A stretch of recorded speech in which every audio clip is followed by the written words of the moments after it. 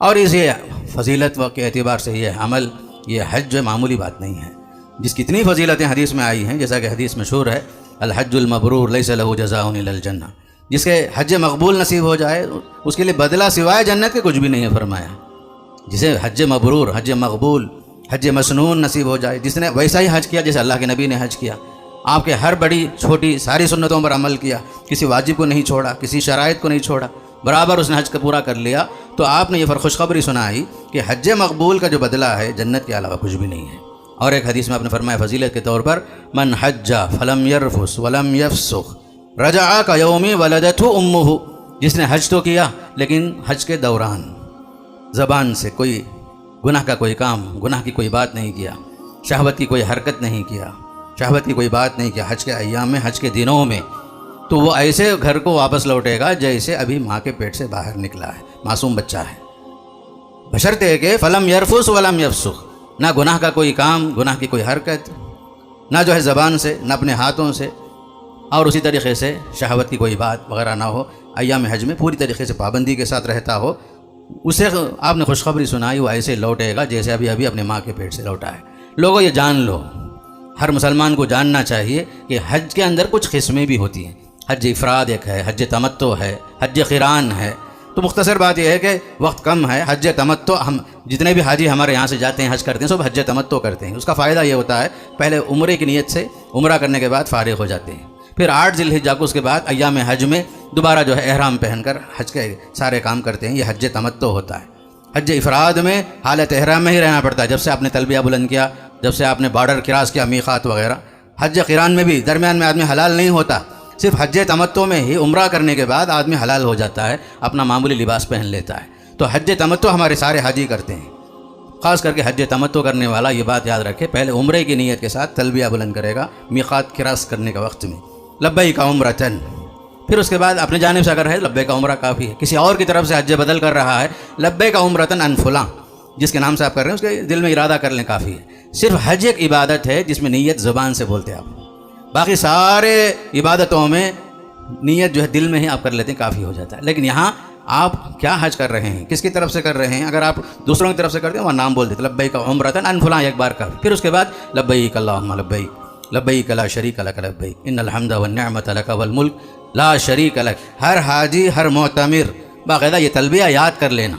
جس طرح سورہ فاتحہ یاد کرتے ہیں اسی طرح یہ تلبیہ ضروری ہے، میقات کراس کرنے کے بعد سے لے کر حرم شریف پہنچنے تک زبان پر تلبیہ، مرد بلند آواز سے، عورتیں اپنے اپنی پست آواز کے ساتھ تلبیہ بلند کرتے رہیں گے۔ تو خاص کر کے ایک بات یاد رکھنی ہے حج کے بارے میں کہ تاخیر کی گنجائش نہیں ہے، جلدی کرنے کا حکم دیا، اس لیے کہ آپ کو نہیں معلوم آئندہ سال کیا ہونے والا۔ بعض حضرات کیا سمجھتے ہیں کہ زندگی میں آخری موقع پر کیا جانے والا عمل حج ہے، ریٹائر ہونے کے بعد کر لوں گا، پورے بچوں کی شادیاں ہونے کے بعد کر لوں گا، تب تک آپ زندہ رہیں گے کیا گارنٹی ہے؟ جب اللہ نے آپ کو مستطیع بنا دیا ہے تو حدیث میں آتا ہے جو آدمی حج واجب ہونے کے باوجود تاخیر کر رہا ہے تو حضرت علی کی روایت میں ہے فرمایا صلی اللہ علیہ وسلم نے من ملک زادا وراحلۃ ولم یحج بیت اللہ، جس کو اللہ تعالیٰ نے زاد سفر عنایت فرمایا، سواری کا انتظام کر دیا، پھر بھی وہ حج بیت اللہ کے لیے نہیں نکل رہا ہے تو اس کو کوئی نقصان نہیں پہنچائے گا، وہ چاہے وہ یہودی ہو کر مرے چاہے نصرانی ہو کے مرے فرمایا۔ حج فرض ہونے کے باوجود خواہ تاخیر کر رہا ہے، چاہے وہ یہودی ہو کے مرے چاہے نصرانی ہو کے مرے، اس لیے کہ اللہ نے فرمایا لوگوں پر بیت اللہ کا قصد کرنا حج کے ارادے سے، حج کی نیت سے اللہ نے واجب کر دیا ہے ان تمام لوگوں پر جو اس تک پہنچنے کی طاقت رکھتے ہیں۔ پھر فرمایا ومن کفر، یعنی کیا کہ حج نہیں کر رہا ہے، جس نے کفر کیا، گویا کہ حج فرض ہونے کے باوجود تاخیر کو قرآن جو ہے کفارہ کے لفظ سے یاد کر رہا ہے، گویا کہ حج وقت پر کرنے کے بجائے تاخیر کرنا، ٹال مٹول کرنا گویا کہ کفر کا کام ہے۔ اس لیے علماء نے لکھا ہے کہ تاخیر کرنا اس پر وعید کے طور پر کبیرہ گناہوں میں شمار کیا گیا، کبیرہ گناہوں میں شمار کیا گیا جو آدمی حج کے معاملے میں تاخیر کرتا ہے، ٹال مٹول کرتا ہے۔ بلکہ ایک روایت حضرت عمر سے آتی ہے کہ حضرت عمر نے فرمایا کہ میرا ارادہ یہ ہے کہ میں گورنروں کے نام پہ خط لکھوں، جن جن لوگوں پر حج فرض ہو گیا پھر بھی وہ لوگ حج نہیں کر رہے ہیں، باقاعدہ ان کا نام نوٹ کیا جائے، ان لوگوں سے ٹیکس وصول کیا جائے جس طرح اہل کتاب سے وصول کیا جاتا ہے، یہود و نصارہ سے جس طرح ٹیکس جزیہ لیا جاتا ہے لیا جائے۔ پھر فرمایا ماہم بمسلمین، ماہم بمسلمین، حج فرض ہونے کے باوجود یہ لوگ حج نہیں کر رہے ہیں، یہ لوگ مسلمان نہیں۔ باقاعدہ عمر فاروق رضی اللہ تعالیٰ نے صراحت فرمائی۔ تفسیر ابن کثیر میں اس آیت کے بعد سورہ نساء کی آیت کے بعد حضرت عمر کا یہ قول باقاعدہ نقل کرتے امام ابن کثیر رحمۃ اللہ علیہ۔ تو مطلب یہ ہے کہ تاخیر نہیں ہونا چاہیے۔ رہا مسئلہ جس وقت جو کام ہونا اللہ تعالیٰ اسے پورا کرے گا، محض دنیاوی کاموں کے خاطر حج کو مؤخر کرنا، بڑھاپے میں ارادہ کر لینا، جبکہ یہ عمل بڑھاپے میں کرنے کا نہیں ہے۔ آدمی کے لیے صحت چاہیے، حج کے لیے جوانی میں کی جانے والی، ہمتوں کے ساتھ کی جانے والی عبادت ہے یہ۔ بڑھاپے میں آدمی نہ اٹھ نہ سکے، نہ بیٹھ نہ سکے، ساتھ میں ساتھی کی ضرورت پڑے، باقاعدہ یہ 5-6 دن کا جو عمل ہوتا ہے باقاعدہ پورے ہمت اور جستجو کے ساتھ کیا جانے والا عمل ہے۔ وہاں آدمی بوڑھا اور ضعیف جا کر کے پچھتانے کے بجائے، پریشان ہونے کے بجائے، یہ عمل جو ہے جوانی میں کیا جانے والا عمل ہے جو کما حق ہو آپ کر سکتے ہیں، ورنہ ہر جگہ نیابت کی ضرورت پڑتی۔ ایک بوڑھا آدمی جا نہیں سکتا اپنے کمرے سے کنکری مارنے کے لیے، کسی کو بول دیا میرے طرف سے مارو، قربانی کا معاملہ ہے خود سے نہیں کر سکتا، کسی اور کے حوالے کر دیا، طواف کے لیے خود چل نہیں سکتا، کسی کے لیے ساتھ میں رکھ لیا، باقاعدہ چیئر میں، کرسی وغیرہ میں،